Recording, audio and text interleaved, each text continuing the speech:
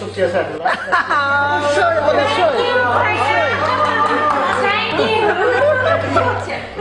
এই লাস্ট গানটা সে কখনই গাইতে চায় না, আসলে তাকে রিকোয়েস্ট করো গানটা গাওয়ার জন্য। It is true for each and every one of us. এটা হচ্ছে আমরা তো বড় বড় মানুষের কথা শুনলাম, নজরুলের কথা শুনলাম, রবীন্দ্রনাথের কথা শুনলাম। আমাদের দেশের সাধারণ মানুষরা যে অসাধারণ গান দিতে পারে, অসাধারণ সুর দিতে পারে, এটা এটা কিন্তু ইটস এ ফ্যাক্ট। ভদ্রলোকের নাম গিয়াসউদ্দিন, তিনি আসছেন আমার আমি জানি খুব পছন্দ, কিন্তু this song is true for each and every one of us. Giasuddin আসছেন আসছেন একটা রিকোয়েস্ট যে স্যার আমি গত 20 বছর ধরে গান লিখতেছি, গানের সুর কিন্তু আমি রেডিও টেলিভিশনের লিস্টেড আর্টিস্ট না। আপনি যদি খালি কাউকে একটা টেলিফোন করে বলে দেন আমি শেষ বয়সে রেডিও টেলিভিশনের একটা ইন্ডাস্ট্রিয়াল আর্টিস্ট হইতে পারি, মনটা আমার ভালো। আমি ভদ্রলোক গান শোনাইলেন আমাকে, এই গানটা শোনাইলেন। আমি একটা চিঠি কাগজ দিলাম, ইমিডিয়েটলি নওয়াজ আলী খান, তখন তিনি বিটিভি প্রোগ্রামের দায়িত্ব ছিলেন, জেনারেল ম্যানেজার ছিলেন। ওনাকে চিঠি লিখলাম যে নওয়াজ আলী ভাই এই লোকটিকে আপনার কাছে পাঠাচ্ছি, আমি খুবই খুশি হবো যদি ইমিডিয়েটলি তাকে আপনি টেলিভিশনের এনলিস্টেড গীতিকার করতে পারেন। তো সে আমার কথা রেখেছে, ভদ্রলোক গেছেন সেখানে, ইমিডিয়েটলি তাকে টেলিভিশনের এনলিস্টেড গীতিকার করা হয়েছে। তিনি দেশে ফিরে গেছেন, ফিরে গিয়ে মারা গেছেন। এই পার্টিকুলার গানটা আমাদের এক্সপেকটেশন ছিল দুইটা, সেই জায়গায় দুইটা আমরা বোনাস পাচ্ছি। না, we couldn't miss it actually.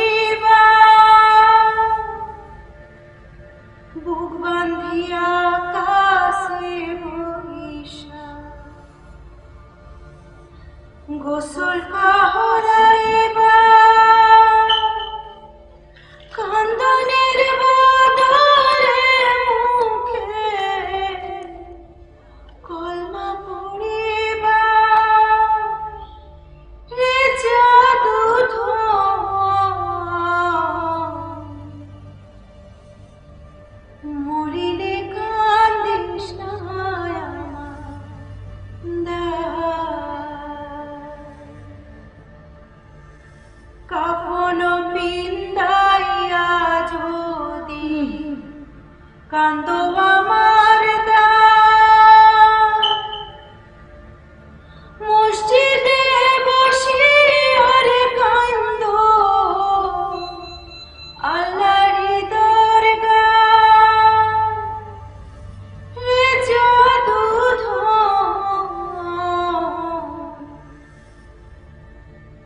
মরিলে কান্দিস না আমার দায় মরিলে কান্দিস না আমার দায়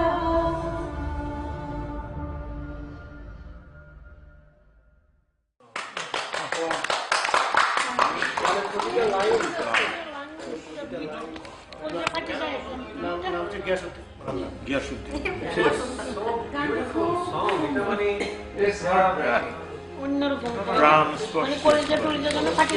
পছন্দ না এটা কামড়ে যে কামড়েছে আমার চোখে পানি আসে তো। Anybody can be hurt.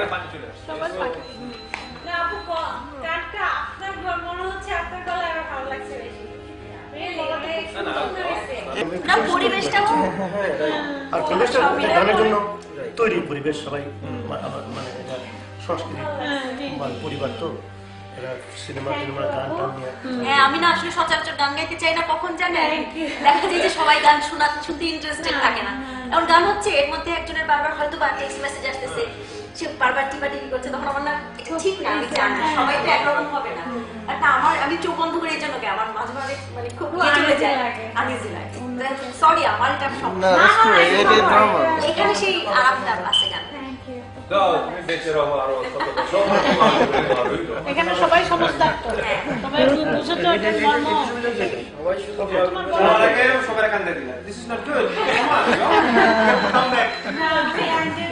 অবশ্যই উই উইল কাম ব্যাক গলার মতো এত সুন্দর প্রত্যেকটা জায়গায় আমাদের আঙ্কেলের জন্য সবাই নামাজ পড়ে দোয়া করবেন যাতে উনি আরো 50 বছর বেঁচে থাকেন। আরো 50 বছর এটা মিনিমাম যে 50 বছর আগামী 50 বছর বাঁচলে আমাদের সারা জীবন পাবো নাকি?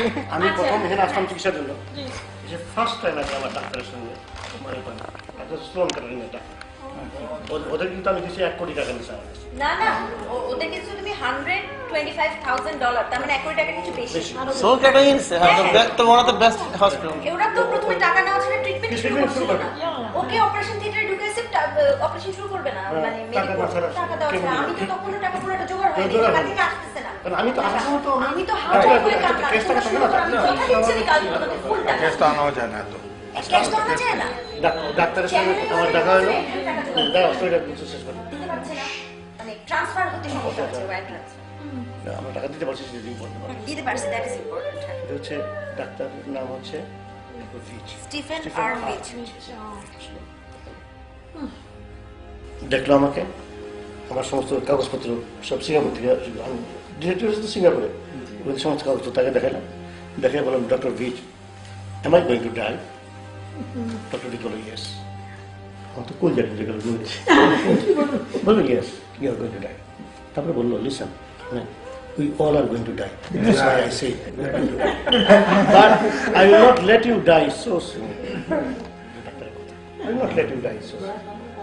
ইনশাআল্লাহ ইনশাআল্লাহ না না মৃত্যু নিয়ে আমার কোনো ইয়ে নাই না না এটা যখন সময় আসবে হ্যাঁ তখন Everyone has own schedule. বলেন ইয়াফিরুল্লাহু নাফসান ইযা জাআত মানে এর মতো যখন সময় আসবে হ্যাঁ সেটা এক মুহূর্ত আগে আগে আমি প্রবলেম এক সেকেন্ড আগেও না এক সেকেন্ড পরে না এটা ওই সময়তেই আছে সবাই জানে। আর আকাশে সূরা আমাদের সূরা বনী ইসরাঈলের একটা আয়াত আছে আমার খুব পছন্দ সূরা বনী ইসরাঈলের আয়াতটা হচ্ছে আমি তোমাদের প্রত্যেকের ভাগ্য তোমাদের গলায় হাড়ের মতো ঝুলাইয়া দিয়েছি ইয়া আমার পক্ষে সম্ভব আমি তোমাদের প্রত্যেকের ভাগ্য তোমাদের গলায় হাড়ের মতো ঝুলাইয়া দিয়েছি ইয়া আমার পক্ষে সম্ভব কাজেই আমাদের ভাগ্যে কি আছে না আছে সব তো অলরেডি ডিসাইডেড বাই হিম সামান্য আমরা ঝামেলা করছি এই কাজ করি ওই কাজ করি জিমদের ঘরে পড়ে থাকছি না না